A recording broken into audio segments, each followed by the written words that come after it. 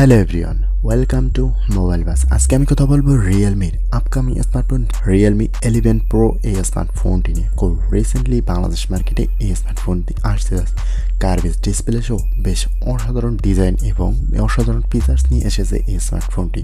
তো কথা না বাড়িয়ে ভিডিওটি শুরু করা যাক। প্রথমে যদি এই স্মার্টফোনটির ডিজাইন এবং বিল্ড কোয়ালিটি নিয়ে কথা বলি, তাহলে অসাধারণ ডিজাইন এবং বিল্ড কোয়ালিটির সাথে এসেছে এই স্মার্টফোনটির আউটলুক বেশ অসাধারণ ক্যামেরা কাট আউট, অসাধারণ ব্যাক প্যানেল এবং অসাধারণ ফিচার্স থাকতে এই স্মার্টফোনটিতে। এই স্মার্টফোনটির ব্যাক প্যানেলে একটি লেদার ফিনিশে ডিজাইন করা হয়েছে, যেটি দেখতে বেশ প্রিমিয়াম লাগে। এছাড়াও প্লাস্টিক বিল্ডেরও একটি কালার থাকছে।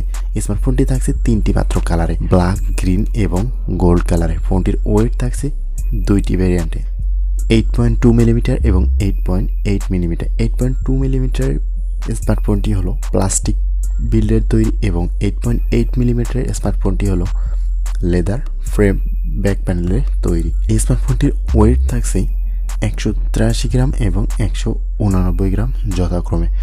তো ওভারঅল এই স্মার্টফোনটির আউটলুকিং এবং ডিজাইন এক কথায় অসাধারণ। আপনার কাছে আমার যতটুকু মনে হয় দেখলেই পছন্দ হওয়ার মতন।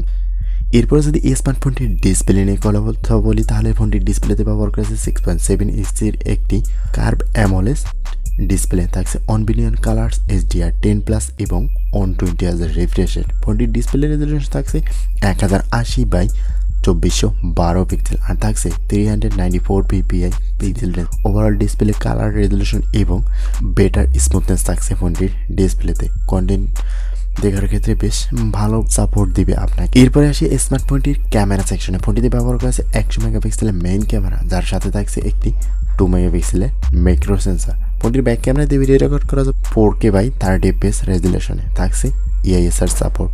বেশ ভালো ক্যামেরা ব্যবহার করা আছে ফোনটির ব্যাক প্যানেলে। মোটামুটি বেশ ভালো ছবি তোলা যাবে, বেশ অসাধারণ ছবি তোলার প্রায়োরিটি দিচ্ছে এই স্মার্টফোনটির ব্যাক প্যানেল।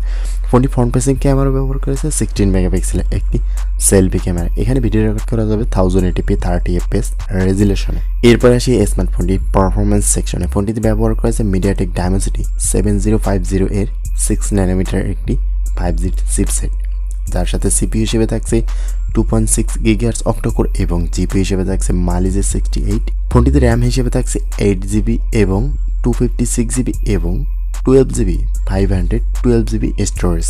আর ফোনটি রান করবে Realme UI 4.0 এর সাথে Android 13। তো ওভারঅল ফোনটির পারফরমেন্স সেকশন নিয়েও তেমন একটা ঘাটতি থাকছে না। বেশ ভালো পারফরমেন্স, ভালো চিপসেট এবং ভালো র্যাম রোমের অফার করছে Realme 11 Pro এই স্মার্টফোনটি।